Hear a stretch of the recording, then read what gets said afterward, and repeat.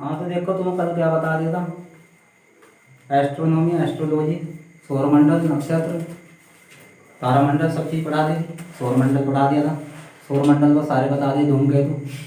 कल ज्योतिष के बारे में बता दें, बृहस्पति के बारे में बता दिया, शनि के बारे में। हम सूर्य के बारे में कहते, सूर्य के बारे में बताना भूल गए थे। जो अंगूठे का निशान कहेगा ये शुक्र का, ये हिस्सा कहेगा शुक्र का।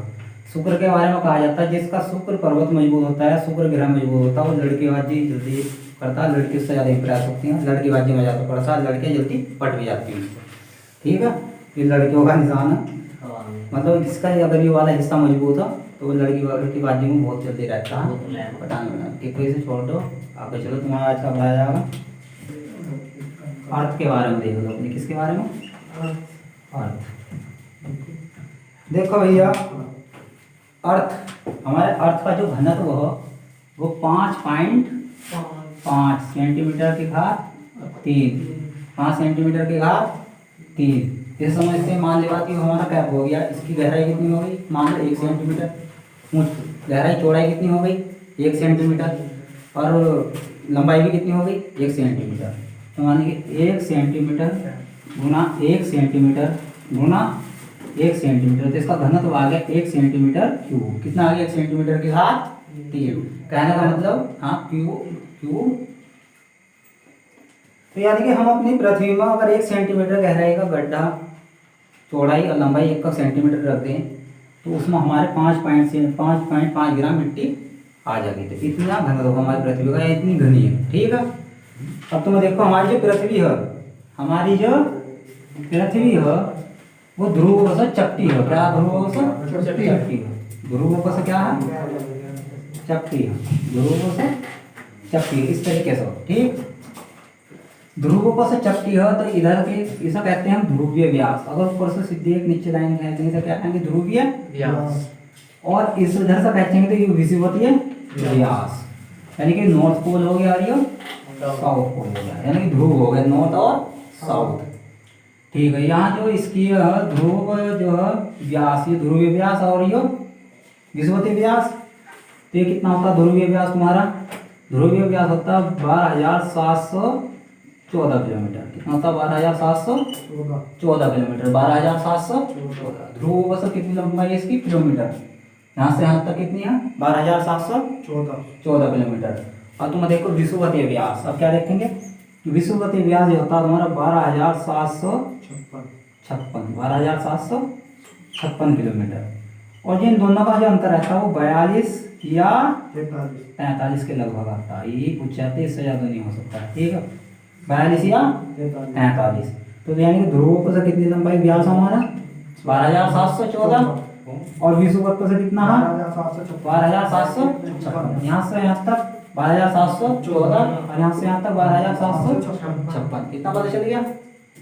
ठीक, तुम्हें दो चीज समझ में आ गई, घनत्व और व्यास। घनत्व और अक्षीय झुकाव कितना? 23.5। अगर हम कोई एंगल बना लगो, क्या बना लगो? एंगल। क्या बनाओ? अगर हम ये एंगल बनाएंगे तो एक एंगल इधर बनेगा और एक इधर बनेगा, दोनों तरफ एंगल बनेगा।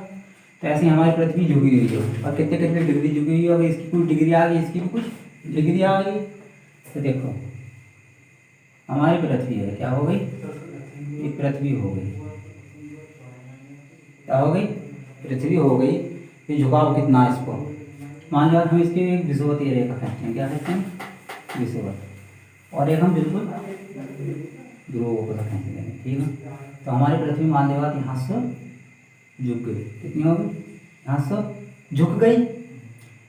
तो यानी कि जो भूगोल वेताओं ने निकाल ली यहाँ से यहाँ तक का, जो वो निकाल ली डिग्री यहाँ से यहाँ तक की, तो ये हो गया अक्ष। क्या हो गया तुम्हारा? अक्ष। और ये हो गया तल।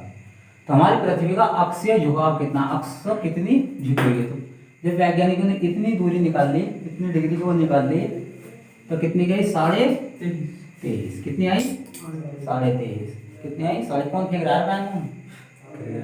मतलब 2 बार गिरेगा, 3 बार गिर जाएगा तेरे से पैन? तो मैंने 2 बार देख लिया है। 23.5। कितनी आई हो? 23.5। कितनी आई? 23.5। जाहिर सी बात है 23.5 से इतना एंगल कितने का बना?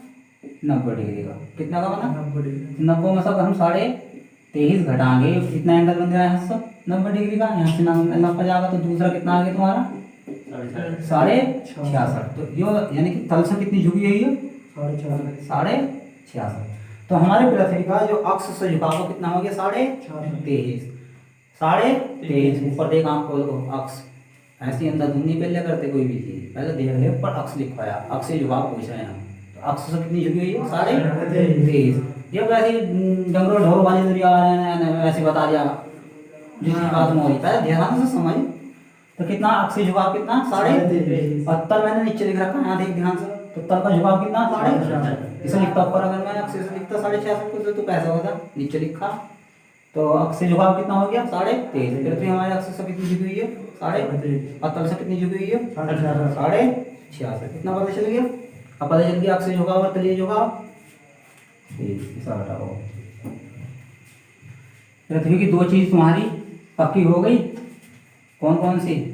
एक तो किलोमीटर लंबाई जो व्यास, अक्षीय व्यास और ध्रुवीय व्यास। तुम्हारी एक चीज अभी बताई है, क्या बताई है? झुकाव। झुकाव 2 तरीके का हो, एक अक्षीय झुकाव और एक तल से झुकाव। अक्ष से झुकाव कितना? 23.5। और तल से झुकाव कितना? 66.5। ठीक। अब तो मान दिखाने कहीं भी। अब तुम अगली बार देखो, अगली बार जो देखेंगे तुम वो देखो, हमारी पृथ्वी 2 तरीके से काम करती है। एक होता है हमारी पृथ्वी का घूर्णन, क्या होता? और एक होता परिक्रमण। घूर्णन क्या कहते हैं? घूर्णन कहते हैं अपने ही अक्ष को घूमना। परिक्रमण सूरज का चक्कर लगाना। घूर्णन यानी कि रोटेशन। अब कौन है? आराम से बोल रहे यार। एक हो गया रोटेशन और एक हो गया घूर्णन। घूर्णन को रोटेशन कहते हैं और परिक्रमण को रिवोल्यूशन क्या कहते हैं? रिवोल्यूशन। ठीक। अब देखो, तो हमारे यहाँ सबसे पहले क्या आगा? घूर्णन। क्या आगा? घूर्णन समझते किसे कहते हैं? अपनी अक्ष को घूमना। लट्टू एक खाना तो है, वो अपने अक्ष पे ही घूम रहा। पंखा अपने अक्ष पे ही घूम रहा। ठीक है, ये घूर्णन हो गया। पंखा क्या हो गया? घूर्णन। अगर मैं इस कैमरे का चक्कर काट न लगूं तो क्या हो गया? परिक्रमण। क्या हो गया? परिक्रमण। क्या हो गया? और ऐसे में घूमने लगो अपने इधर ही खड़ा होगा तो क्या हो गया? अब मैं कमरे का चक्कर काट दूं इस कैमरे का पूरा का, समझ गए 2 चीज। अब देखो घूर्णन से क्या चीज होती है? घूर्णन से हमारी पृथ्वी में बहुत बदलाव आते हैं। क्या आते हैं? बदलाव। क्या क्या बदलाव आते हैं? सबसे पहला तो दिन रात। क्या होगी? दिन रात। हमारे पृथ्वी का दिन रात कितनी अवधि है? 24 घंटे। पृथ्वी अपना घूर्णन कर रही है तो दिन रात इसी से बनते हैं। किससे बनते? घूर्णन से। कैसा? दिन रात बनेंगे। देखो अभी वो मेरा चेहरा कैमरे के सामने हो गया, तो इसे क्या समझेंगे? दिन। क्या समझेंगे? हमारा ये सिर्फ इच्छा से समझेंगे रात। अब मैं अपने अक्ष को घूम रहा हूँ, तब यहाँ क्या हो गया? दिन। यहाँ क्या हो गया? दिन। यहाँ क्या हो गया? दिन। अब जहाँ मेरा चेहरा पहले तो दिन था, वहाँ क्या हो गई? ये घूर्णन। ठीक है। तो दिन रात किससे होते हैं? पृथ्वी के घूमने से। किससे हो रहे हैं? पृथ्वी के घूमने से क्या हो रहा है? दिन रात।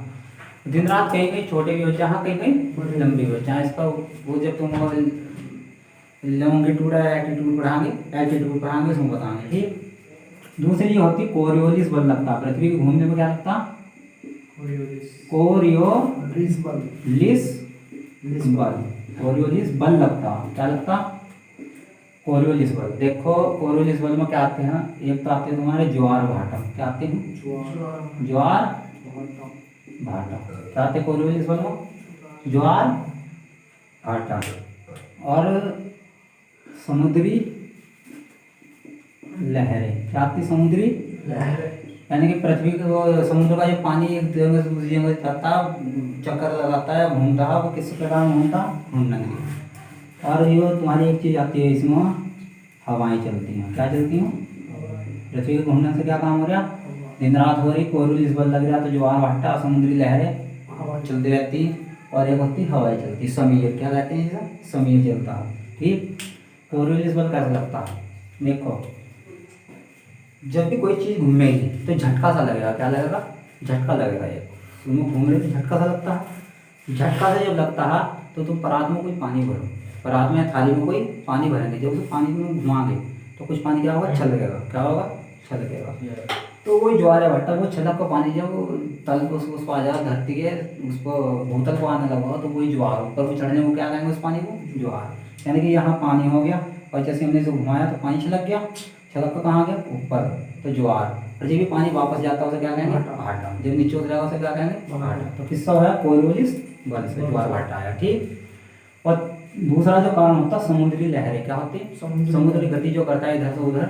मान लो तुमने कोई थाली घुमाई तो कुछ तो पटार से उठी उसमें को, बाकी पानी क्या होगा, जो थाली घुमाते रहेंगे पानी भी उसी दिशा में घूमने लगता है। तो समुद्र का पानी भी क्या है, घूमता है, यानी कि समुद्री लहरें भी चलते रहे, ठीक है। तो ये क्या कोरियोलिस बल से क्या हुआ, ज्वार भाटा और समुद्री लहरें। देखो जब तुम कोई पंखा चलेगा, शांत पड़ा हो कोई बात नहीं, शांत पड़ा पंखा कोई बात नहीं, लेकिन जब चलाएंगे इसके चारों तरफ क्या हो जाएगी, हवा इकट्ठी, हवा महसूस होने लगेगी जब चलेगा।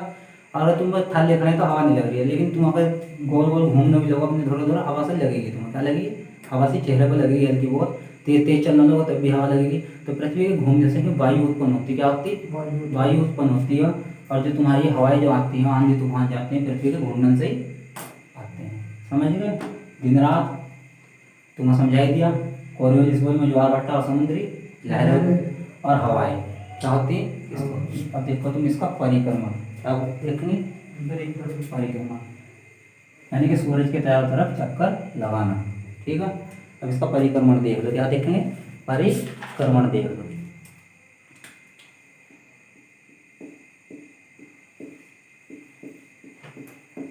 परिक्रमण क्या देखेंगे, परिक्रमण। ये तुम्हारा क्या हो गया, सूरज, सूरज क्या हो गया, सूरज।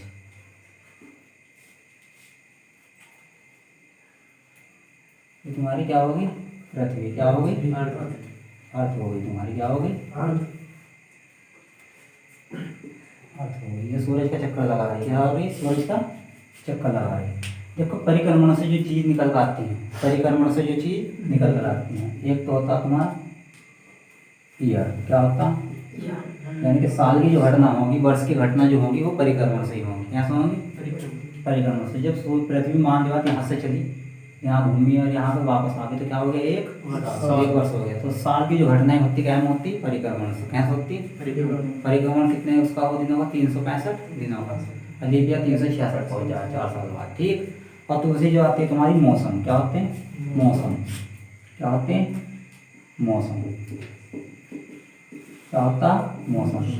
और तीसरी चीज जो होती है तुम्हारी वो होती है दिन रात का छोटा बड़ा, दिन रात का छोटा बड़ा, दिन रात का छोटा बड़ा होना, ठीक, दिन रात का छोटा बड़ा होना। और चौथी चीज जो होगी तुम्हारी वो होगी 6 महीने का दिन और 6 महीने की रात, 6 महीने का दिन और 6 महीने की ये ध्रुवों को होती है, ठीक। अब समझेगा, देखो जब पृथ्वी यहाँ से पूरा चक्कर में रहता है, ईयर हो गया पूरा, 1 साल हो गया। मौसम, मौसम होता है कभी कभी पृथ्वी का उत्तरी गोलार्ध सूरज की तरफ रहता है, कभी कभी दक्षिणी गोलार्ध, कभी कभी सूरज के निकट पहुंच जाते हैं, कभी कभी दूर पहुंच जाते हैं। इससे क्या होते हैं, मौसम चेंज होते हैं, क्या होते हैं, मौसम चेंज। यहाँ से जनवरी से चली तो ठंड चालू हो गई, हमारे यहाँ उत्तरी गोलार्ध में ठंड चालू हो गई।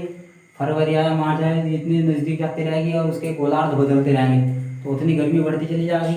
फिर गोलार्ध चेंज हुआ, यहाँ कहीं दक्षिणी गोलार्ध को ठंड पड़ेगी, कौन से पर, दक्षिणी गोलार्ध नीचे की तरफ हो, यहाँ उत्तरी गोलार्ध, उत्तरी गोलार्ध को गर्मी, यहाँ दक्षिणी गोलार्ध होते हैं, यहाँ भी गर्मी। तो मौसम का किस्सा बदलना है, परिक्रमण से। मौसम किस्सा बदलता, दिन रात का छोटा होना। देखो इधर उत्तरी गोलार्ध आ गया, क्या आ गया, उत्तरी गोलार्ध। जब उत्तरी गोलार्ध यानी कि 6 महीने यहाँ से यहाँ जाने में दे देगी, क्या हो गया, यहाँ से यहाँ जाने में कितने हो गए, 6 महीने। 6 महीने के दिन और 6 महीने की रात। और दिन रात का छोटा बड़ा होना, दिन रात का छोटा बड़ा होना। एक तो पृथ्वी घूर्णन कर रही और एक परिक्रमण कर रही। दिन रात का छोटा बड़ा होना कैसे होता है, देखो तुमने जनवरी में देखा होगा भारत में, ये इसी कर्क रेखा को, मध्य को जो देश आ रहे हैं, कर्क रेखा को जो आ रहे हैं, वहाँ क्या होगी, जनवरी में रात बड़ी होगी और दिन छोटा। और मई, जून, जुलाई, अगस्त में क्या होगा, दिन बड़ा और रात छोटी।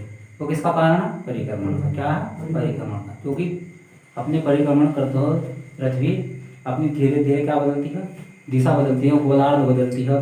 और मतलब ये अपने अक्ष को भी घूमती है और चक्कर भी लगाती है। तुम्हें दिन रात का बता ही दिया था, जो हो गया था। बाकी 6 महीने के दिन और 6 महीने की रात होती उत्तरी गोलार्ध को। हाँ, ध्रुव ध्रुव होती है पोल, नॉर्थ पोल को और साउथ पोल को। कल को तुम क्या बता जाएंगे, एक तो मून बता देंगे। धरती पृथ्वी तो चलती रहेगी। अब ज्योग्राफी अब शुरू हुई तुम्हारी, क्या हुई, ज्योग्राफी तो आज शुरू हुई। बाकी तुम्हारी एस्ट्रोनॉमी और एस्ट्रोलॉजी चल रही थी उस दिन से, और कॉमेट्स चल रहे थे, धूमकेतु चल रहे थे।